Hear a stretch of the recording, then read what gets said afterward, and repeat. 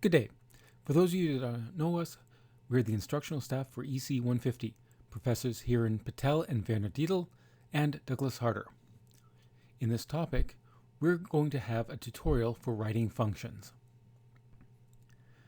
So in this tutorial, we are going to describe a number of functions for you to author. You will then have the opportunity to author that function and test it. We will then look at one possible solution and a test file for that function. On occasion, we'll be giving you additional hints if necessary. So in this tutorial, you will be authoring a number of functions. You will always be required to author a program to test your function or functions. So the format is going to be as follows. After the include directives, you will simply declare all the functions that you intend to author, followed by the main function, which will test your functions, as well as your function definitions. Now, in each case, we're going to describe a function and give you requirements, and then you will be given the opportunity to pause this video and then implement your own version of this function. We will then provide you with a solution and a discussion. However, please, looking at our solution before you try to author it yourself is not going to help you, because it's going to be obvious once you see the answer. The problem is you have to get to the answer by yourself. If you can't get to the answer by yourself, then you're going to have problems later on, especially when you're trying to author your own functions for any examination, or when you're working on your own, or perhaps at your next co-op placement. In this first function, we're going to solve a problem we've already seen before.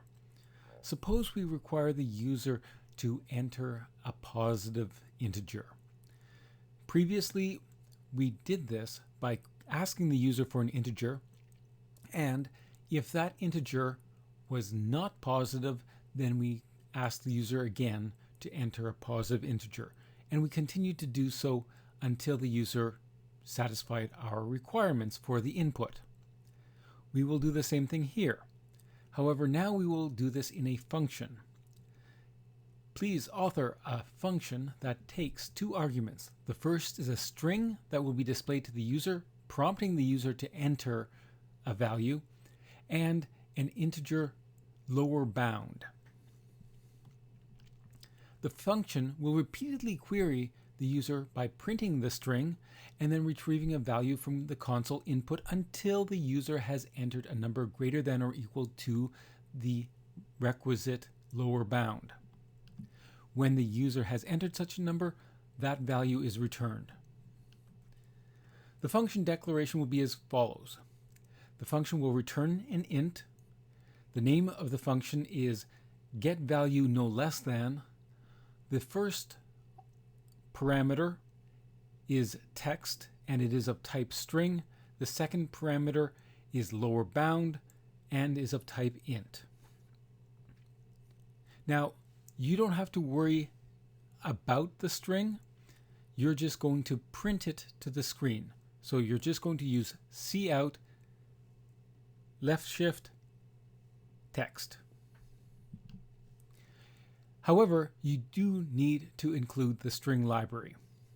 So in addition to include iostream, you will have include string. So now try authoring this function yourself. Pause the video here and go ahead. When you're finished, return to this video.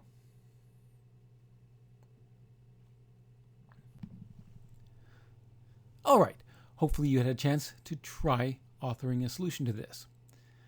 If you did not even try or consider how you would implement such a solution, please submit a notice of withdrawal to the registrar's office as soon as possible, and please do go find another institution for your post-secondary studies.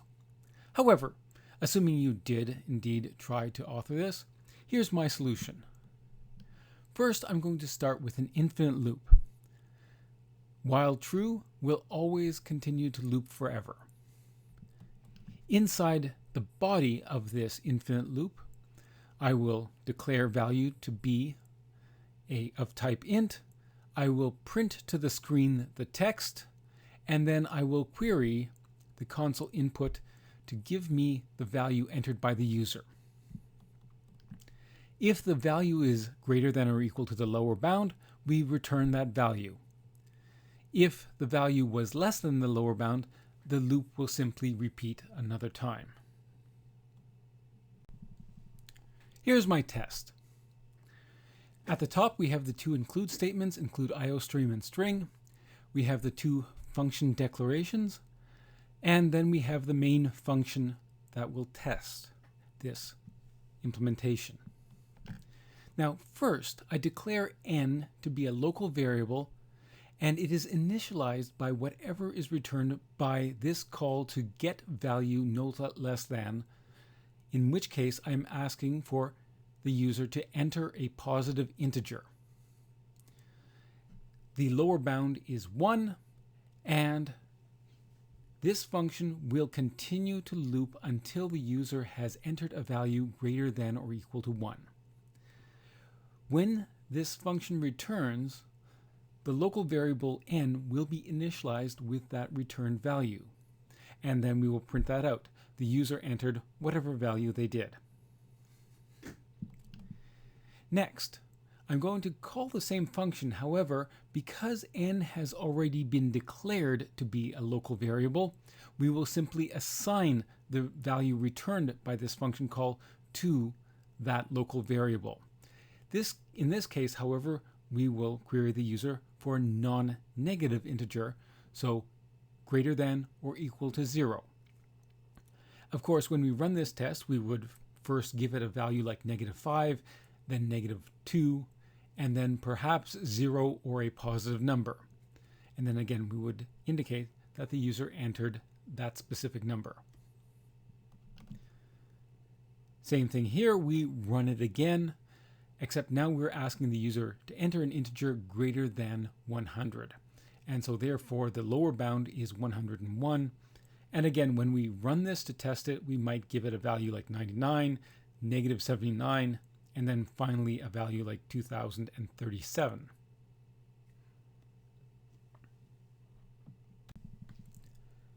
At this point, it should be quite obvious to you that you could create some very similar functions. For example, you could write a function that gets the user to enter a number no greater than a given number, or you could pass 2 arguments as integers and require that the number falls between those 2 given numbers. You should also be able to do this both for type int and for type double. So you may query the user, enter in a real number between, say, an approximation of pi by 2 and pi.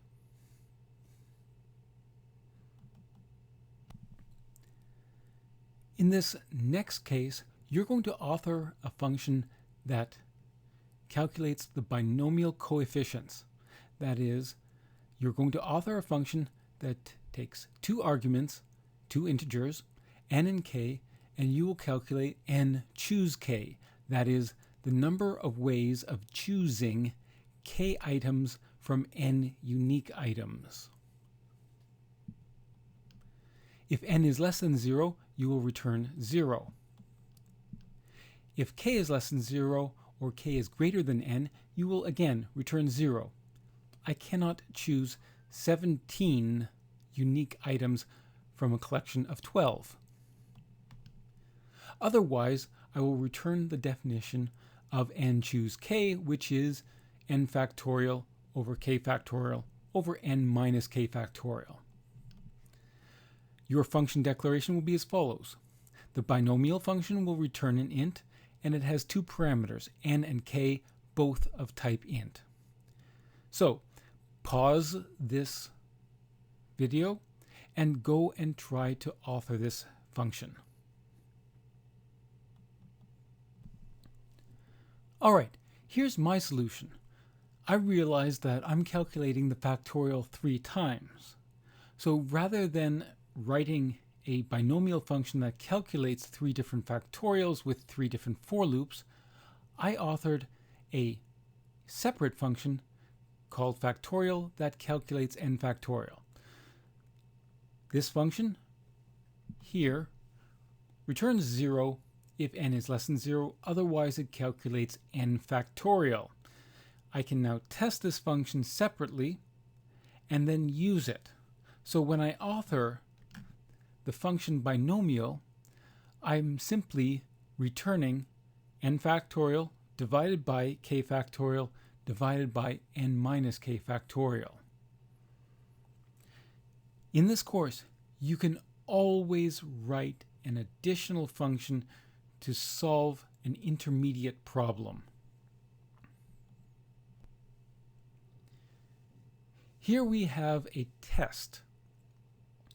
I have 3 functions in the function declarations, and then in my main function definition, I have a loop where n goes from 0 up until or equal to 5. I then print out n choose -1, n choose 0, n choose 1, all the way up to n choose n plus 1. And I print that out to the screen. I want to print all of the values together, so I do not print an end of line character until I have printed all of the binomial coefficients corresponding to a value of n. At the bottom, I would of course include the function definitions of both factorial and binomial. Now, you didn't have to do this, but however you wrote your code, if you were to execute this program, you should see the expected output. Alright, this next one may seem a little bit odd, but related to factorials are something called Pochhammer symbols. So n sub k is defined as the product n times n minus 1 times n minus 2 all the way down to n minus k plus 1. So for example, 5 sub 3 is a product of the 3 numbers 5 times 4 times 3, which equals 60. 7 sub 4 is 7 times 6 times 5 times 4, which is 840. Now, we can't use the mathematical notation, so instead we are going to call this a function that is a falling factorial. The falling factorial has two parameters, both of type int, and it returns an integer. And this function should perform the above calculation. If k is equal to 0, you will return 1. If k is less than 0, just return 0. When you are finished, write or rewrite the factorial function to calculate n factorial by making a single call to this new falling factorial function. Alright, here's your chance. Please pause the video and try authoring this function as well as the factorial function yourself. Alright, hopefully you had a chance to author this yourself. The for loop may have been a little bit challenging, but here is my solution. In the body, I just check. If k is less than 0, I simply return 0. In the alternative body, I deal with the fact when k is greater than or equal to 0. So I have a local variable result which is initialized with a value 1. I then have a for loop that is going to calculate the Pochhammer symbol. There's my for loop. I'm calculating n times n minus 1 times n minus 2 and so on and so forth. So I chose to start my for loop with I being initialized with the value n and then continuing to multiply so long as I is greater than n minus k plus 1, and with every single iteration of the loop, I will decrease the value of I by 1. Inside the body of the loop, I am simply multiplying the result by whatever value that I currently holds. And when this for loop is finished, I return the result. Now, the factorial function can be implemented by simply calling falling factorial with the parameter repeated. Now, why would we do this? Well, now we have one function that has more work being done in it and another function that has less work being done in it. And if I was to optimize falling factorial, for example, then I would automatically also optimize the factorial function, as the factorial function simply calls the falling factorial function. Also, I only have to test falling factorial, for by definition, if falling factorial is correct, then my calculation of the factorial function is also correct. Now here's my program to test the falling factorial function. In this case, I wasn't exactly sure what the solutions should be, so I explicitly calculated falling factorial for all values with the first argument equaling 5, with the second argument going from 0 to 6. And so what I did is I printed the result of the falling factorial function call together with the answer I'm expecting from my explicit calculation. So for example, falling factorial 5, 3 is 5 times 4 times 3, which is 60. Falling factorial 5, 4 is the product 5 times 4 times 3 times 2, which is 120. Now, when I execute this function, here's my expected output. And if any of the two numbers were not actually equal to each other, I would know I have a problem either in my implementation of the falling factorial function or in my interpretation of understanding what I was trying to find.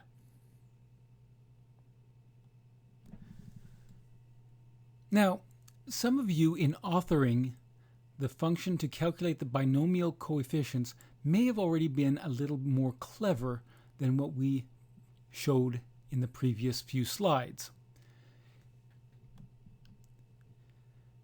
By definition, n choose k is n factorial over k factorial over n minus k factorial, but we can cancel out a number of the common terms in both the numerator and the denominator.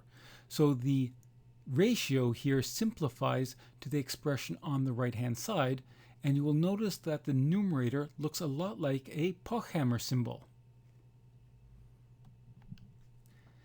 In doing this, this reduces the amount of work that's required.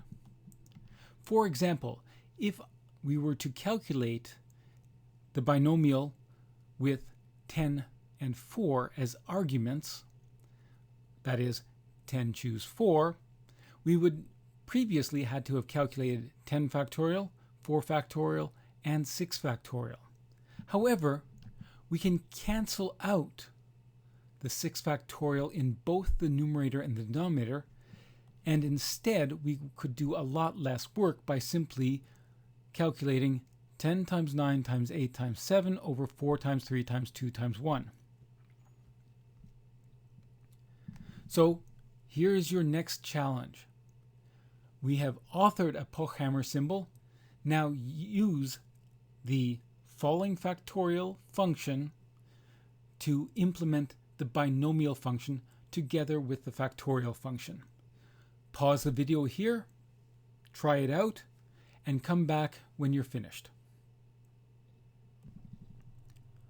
Alright, welcome back. This one should have been quite straightforward. Now the binomial function, which has parameters n and k, can simply be calculated by calling following factorial with arguments n and k, dividing that by factorial with the argument k. The actual test we wrote does not need to change because the original test continues to test the binomial function.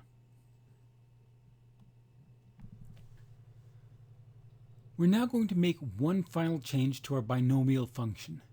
Notice that if I calculate 10 choose 8 according to the previous formula, then in the numerator we are calculating 10 times 9 times 8 times 7 all the way down to 3, and in the denominator we're calculating at 8 factorial. However, from secondary school you know that 10 choose 8 is equal to 10 choose 2, and calculating 10 choose 2 is much easier. It's just 10 times 9 over 2 times 1.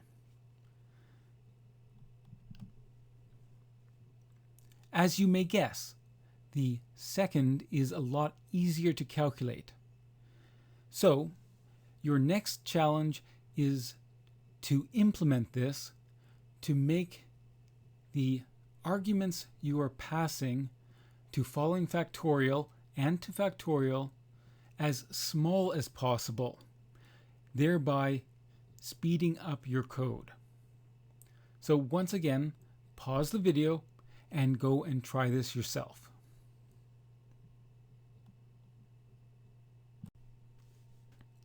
Alright, welcome back. Here's my solution. So in my function binomial with the parameters n and k, I now have a conditional statement which will update the value of k if it is too large. Now, my condition is 2 times k is greater than n. How did I come up with this particular condition? Well, let's take a look at the possibilities when calling 9 choose k and 10 choose k, and even an odd and an even number. Now, with 9 choose k, it is cheapest to call binomial when k is equal to 0, 1, 2, 3, or 4. 9 choose 5 is more expensive than its equal value, which is 9 choose 4. So we notice that 1, 2, 3, 4, 3, and 4 each times 2 is less than 9, whereas 2 times 5, 6, 7, and 8 and 9 are all greater than 9. Going to the next line, where we are performing 10 choose k, well, 10 choose 5 remains unchanged. So if I have 2 times k or 2 times 5, 2 times 5 is not greater than 10, so I'm not going to update k because it doesn't matter, because 10 minus 5 is still equal to 5. 4 times 2 is less than 10. 6 times 2 is greater than 10. Now, you may have tried something else. You may have checked, is k greater than n divided by 2? And in that case, you would also be correct.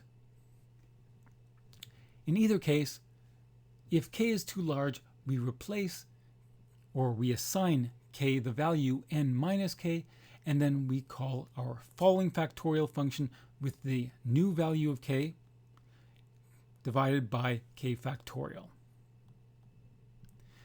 Now here's an alternative solution. Here I'm just checking, is 2 times k less than or equal to n? If so, call following factorial with n and k divided by k factorial. Alternatively, k is too large, so I will call following factorial with n and n minus k, and I'll call factorial with the argument n minus k. An arithmetic series is a sum as follows: a plus d plus a plus 2d plus a plus 3d plus all the way up to a plus n times d, where n is some integer. For example, 3.1 plus 5.1 plus 7.1 plus 9 plus 1.1 plus 11.1 is 35.5. Here, a is equal to 3.1, d is equal to 2, and n is equal to 4. You're going to write a function that takes two doubles as arguments, the parameters a and d, and one integer as an argument, which is n, and you will return a double that calculates the above sum regardless of what a and d are. If n, however, is less than 0, you should return 0. If n is equal to 0, what should you return? Make sure you get that correct. All right, pause the video and go try authoring this function and writing a program that tests your implementation.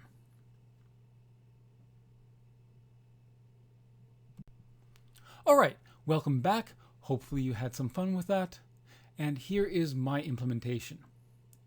So, if the integer n is less than 0, I simply return 0.0. I don't have to return 0.0, but the 0.0 emphasizes to the user that this is a floating point number and not an integer. If I just return 0, the compiler would say, oh, Arithmetic returns a double, so it would convert the integer 0 to a float 0. However, by emphasizing 0.0, it's clearer to the reader.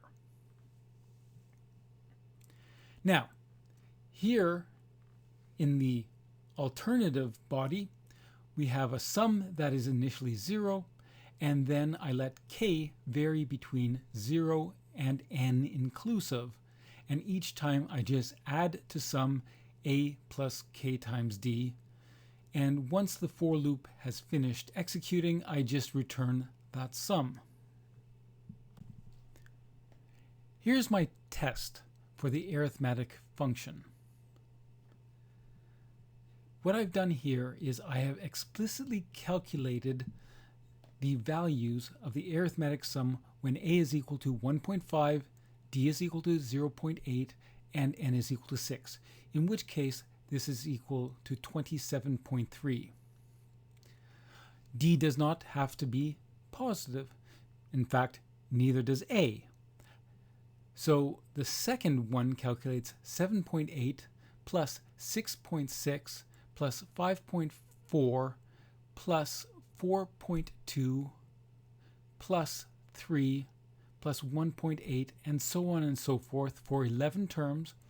And if you were to calculate this out, this equals 19.8, or at least it should. When d is equal to 0 and n is equal to 10, we are just adding 2.4 11 times. So rather than calculating the value 11 times 2.4, I'm just going to let the compiler do the work for me. If n is equal to 0, then the value returned should be just the value of a.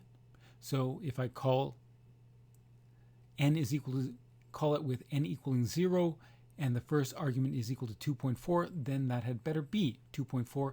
And if n is negative, we said that it should return 0. So if your function is working correctly, this should be the output.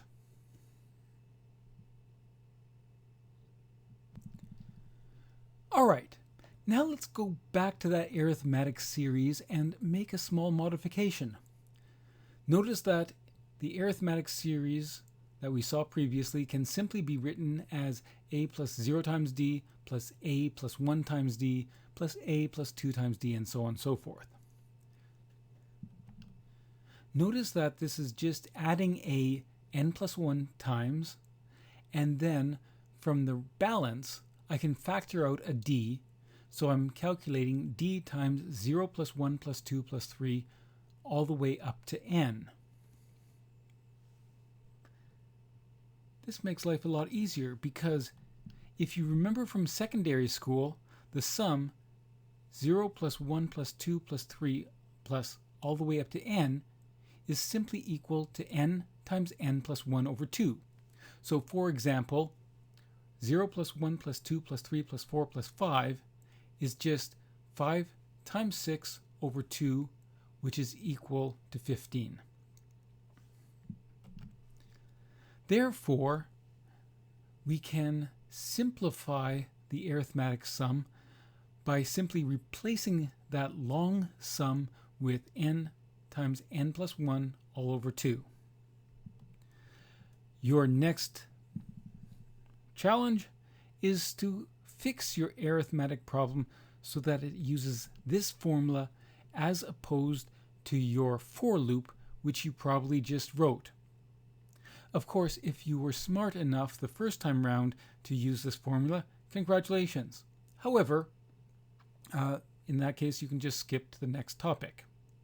However, if you haven't done this already, do use this implementation instead.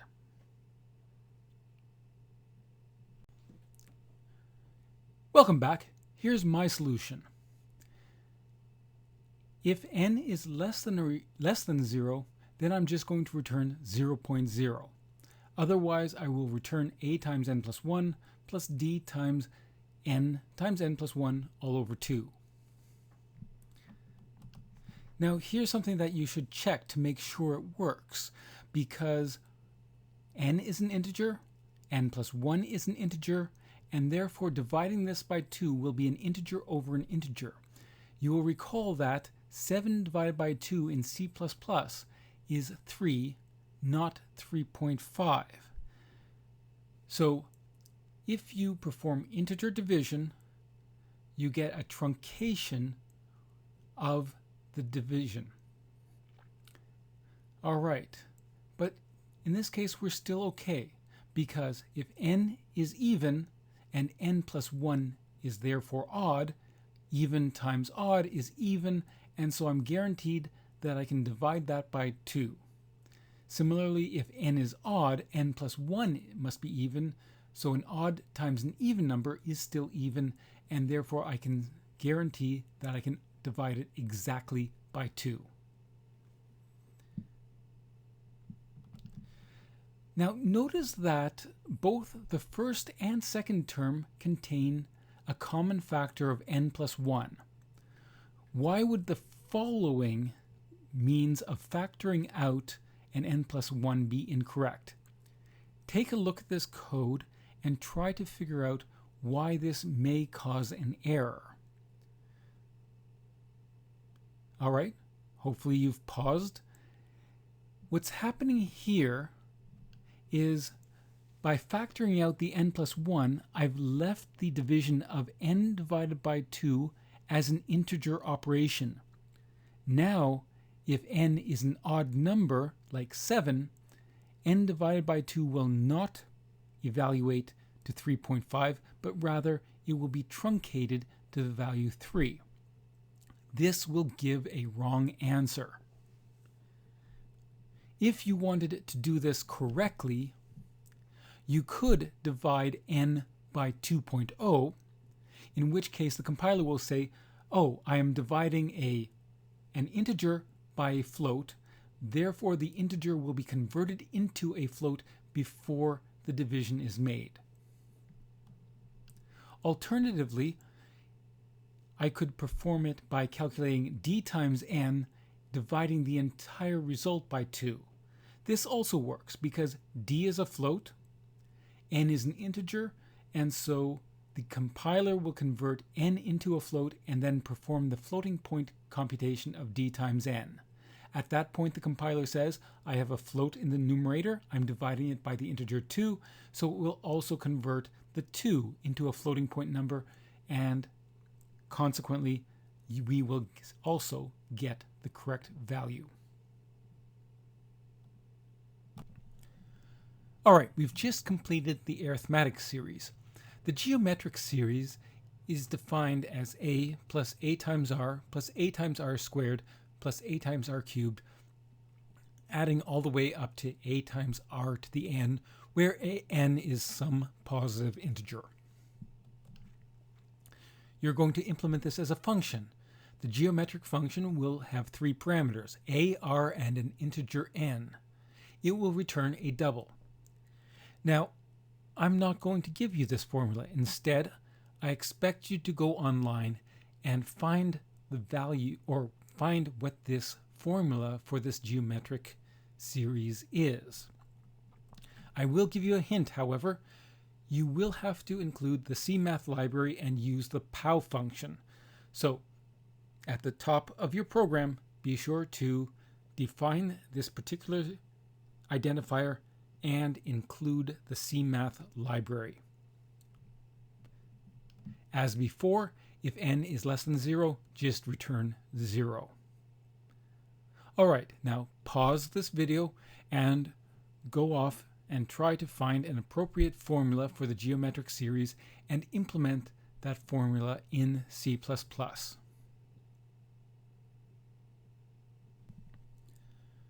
Alright, welcome back. Here's my implementation of this function. If n is less than 0, I return 0. Otherwise, I looked online and found this familiar function that you should recall from secondary school. So, the geometric series given a, r, and n is just a times 1 minus r to the n plus 1 all over 1 minus r. I have implemented it here using the POW function and arithmetic operations in C++. Alright, here's my test code. I explicitly calculated what these geometric sums should be. So for example, when a is equal to 7.8, r is equal to 1.1, and n is equal to 4, and so on and so forth. This is my expected output. It's my expected output because my precision is greater than the precision that is being displayed by Cout.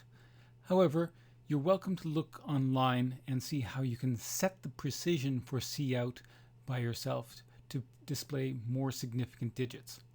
Nevertheless, this is what you should expect to get. Except this isn't what I got. I got this value here. The third one, when r was equal to 1, I got not a number. Now that is the result if I say do a division, a 0 divided by 0 in floating point numbers. So what is the issue here? Going back to our solution, we notice that if r is equal to 1, then r to the n plus 1 is still equal to 1, and so we have 1 minus 1 or 0 in the numerator and 1 minus 1 or 0 in the denominator. So what this says is this formula does not work if r is equal to 1. Consequently, we need another check. We have to create a cascading conditional statement where in the second case we check if r is equal to 1, then the geometric sum is just a times n plus 1. In this case, the third formula is correct and we get the correct answer in all cases. Next, we're going to have a different type of function. We're going to have a function that repeatedly asks the user for a real number. It then prints out the average of all of the numbers that have been entered so far. Once that average has been printed, we will check if the most recently entered number was 0, we will then return the average of all the numbers that were previously entered, including 0. Your main function will be quite straightforward. it will simply print out the return value from the running average function, and that should equal the most recently printed running average. Now, stop the video here. Try this out yourself. If you're having difficulty, the next slide contains a hint, after which we will present the solution. Just in case you require a hint, if a sub 1 is the first entry that was entered, then the average of one entry is just a sub 1 divided by 1. Once the user has entered a sub 2, then the average is a sub 1 plus a sub 2 over 2, and so on and so forth. Now, once we enter a number, we don't actually have to remember what the number was. Instead, we only have to keep the numerator, and the numerator is simply the sum of all previously entered numbers. Thus, if the user has so far entered 3 numbers and we are calculating a running sum, a sub 1 plus a sub 2 plus a sub 3, then when the user enters the next number, a sub 4, we only have to add that new value onto our currently running sum. All right, so go back and try to implement this function.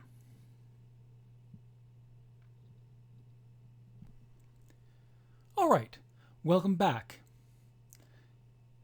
In my solution, which is a little bit different than yours perhaps, I start off with a local variable called running sum that is initialized to the value 0. Even though 0 is the default value, I'm explicitly writing 0.0 to emphasize to the user that yes, this was my intention to initialize it to the value 0. Next, I have a for loop. I have a for loop where the condition is true. That means that the first time this loop runs, count is assigned the value 1. After the first loop runs, count is incremented, so now count is 2, and then 3, and then with every single iteration, count is incremented by one further step. I don't know when the user is going to enter 0, so I don't know when to stop, so there is no halting condition, so instead I replace the condition with the Boolean literal true, and so this condition is always true. I query the user to enter number. Now, whether or not you said enter a number, enter a real number, I don't care. However, I'm asking the user to enter a number, and I call standard input to assign whatever number the user enters to the local variable value. I then add this new value onto my currently running sum. I'll print out the average of the running sum, which is just the running sum divided by the count. And then, having done so, I will check. If the most recently entered value was indeed 0, I will return running sum divided by count.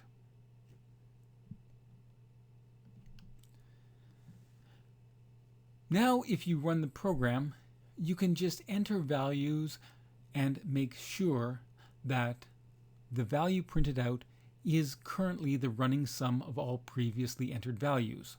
So 5 divided by 1 is 6. The average of 5 and 6 is 5.5. The average of 5, 6, and 7 is 6. The average of 5, 6, 7, and 8 is 6.5. The average of 5, 6, 7, 8, and 9 is indeed 7. The average of 4, 5, 6, 7, 8, 9 is 6.5. The average from 3 to 9 is 6. And the average of 3 plus 4 plus 5 plus 6 plus 7 plus 8 plus 9 plus 0, all divided by 8, is 5.25. Because 0 was entered, the program exits and our main function prints the value returned by running average, which is also 5.25. Here's a slightly different and more conventional implementation. Instead, here I have a separate variable int count, and every time the user enters a new value, I simply increment the value of count. Both of these are completely valid.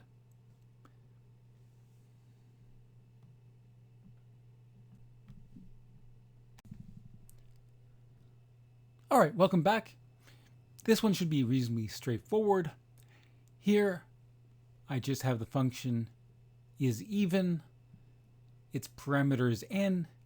If n modulo 2 is equal to 0, that means if the remainder when n is divided by 2 is 0, that is, n is divisible by 2, then return true, because it's even. If this is false, then it is not even, and therefore we will return false. A lot of you probably implemented the function very similar to this. Here's an alternative solution.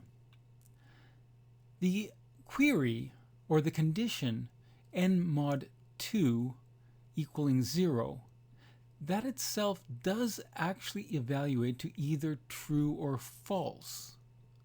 So we could actually just return whatever that evaluates to. So if n modulo 2 equals 0 is true, then we return true. If n modulo 2 equals 0 is false, then we return false. Now this is a little bit more subtle, but some of the keeners in the class may be interested in this alternative solution. Here's my test for the isEven function, and it's reasonably straightforward. I'm simply going to print all even numbers without a tab in front of them and all odd numbers with a tab in front of them. Consequently, I can view the output quite quickly, and yes, all the even numbers do appear in the left-hand column, and all the odd numbers appear in the right-hand column. Here's a different query, and we've already implemented this. You will recall previously we wrote a program that queried the user for a number, and then we indicated whether or not that number was prime. Well, now we're going to write a function isPrime, and I'd like you to go back and extract that code that we had in the main statement, or in the main function, and now place it into the isPrime function. Now you will return true or false based on whether or not the argument that is passed to isPrime is prime or not.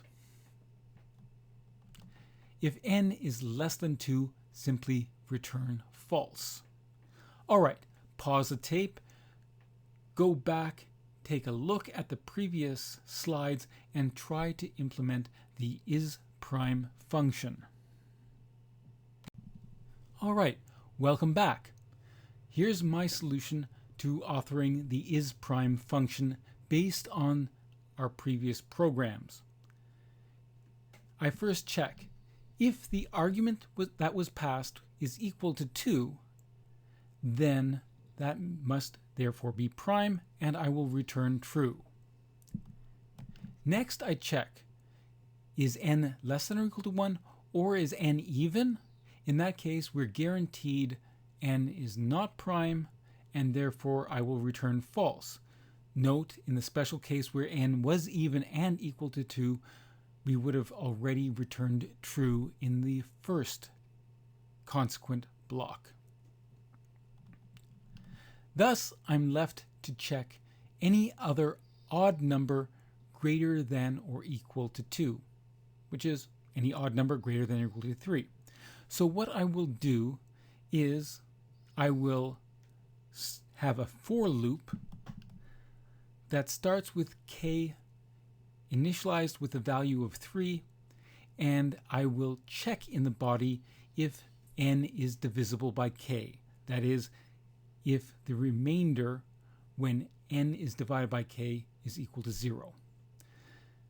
I will keep going as long as k is less than or equal to the square root of n. That is, I will keep going as long as k times k is less than or equal to n. And I don't want to check any even numbers, so having started at 3, with every single iteration of the loop, I will increment the value of k by 2. Here's my test. In my test, I'm just going to have a for loop where k takes on all values from -30 up to +30, and I check each one to see if it is prime. If it is prime, I print it out. If it is composite or otherwise, I do not. So therefore, the expected output would simply be those numbers less than or equal to 30 that are prime, including 2, 3, 5, 7, 11, 13, 17, 19, 23, and 29 as expected.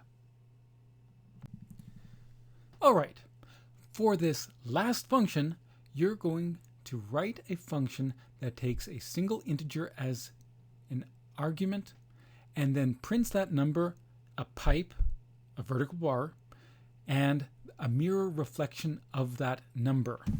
So for example, if the argument was 1970, the output would be 1970 pipe 0791. If the argument was 6,857,550, the output would be that numbered pipe 0557586. And if the argument was negative 42, the output would printed to the screen would be -42 pipe 24 minus. This function does not return anything, so we indicate this by having the return type specified as the keyword void. So the function declaration for this reflect function will be void reflect int n. If you want to return from a void function, you just use the return command without any argument after the return keyword. So just return semicolon. All right, pause the program, the video. Try this out on your own. The next slide contains a hint which you may require, and after that I will present a solution. All right. Here's a hint. Here's a program which I'd like you to enter into your IDE and compile it. See what the output is. Also, I want you to think, if you try this with a negative number, it looks a little bit weird. So if n is a negative number, you might want to just record that fact.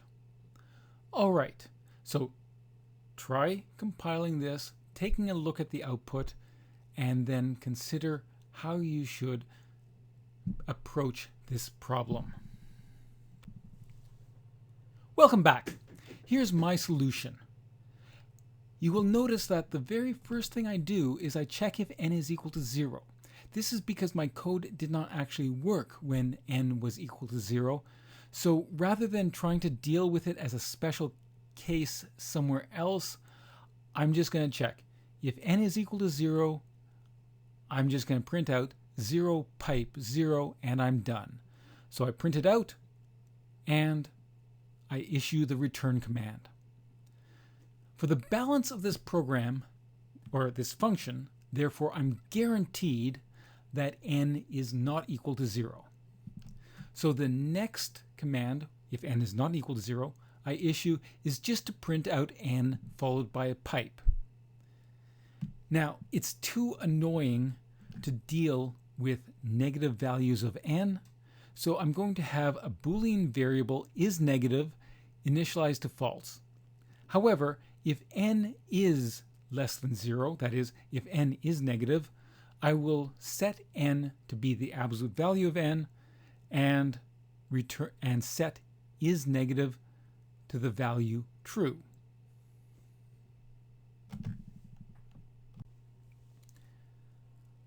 Okay, at this point n is positive, and so if you refer back to my hint, you will notice that this while loop will print the digits of n in reverse order.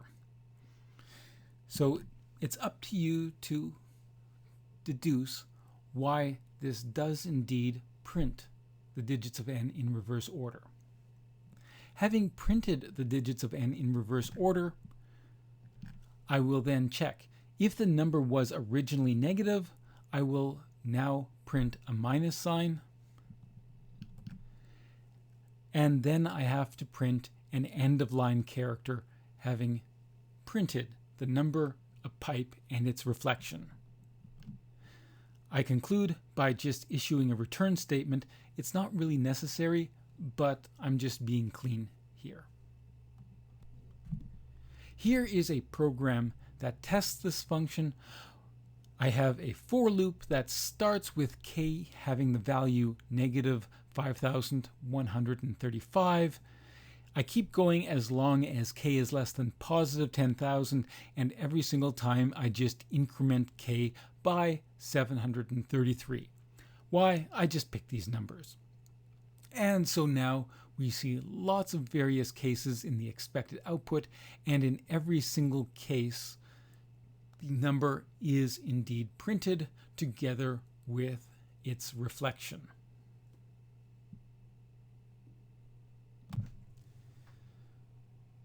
All right, so following this lesson, you have now implemented another number of functions. You've also written programs to test each of these functions. And you have, if you did not do the above and did not immediately know what the correct answer was, prepared your notice of withdrawal to be submitted to the registrar's office. Because honestly, it's not worth your time to be here. You should, however, if you did implement the functions, or at least tried to implement them, and tried to author programs to test these functions, then you should have much more confidence in your ability to author C++ code to solve specific problems. Here's the references, acknowledgements, the colophon, and a disclaimer. Cheers!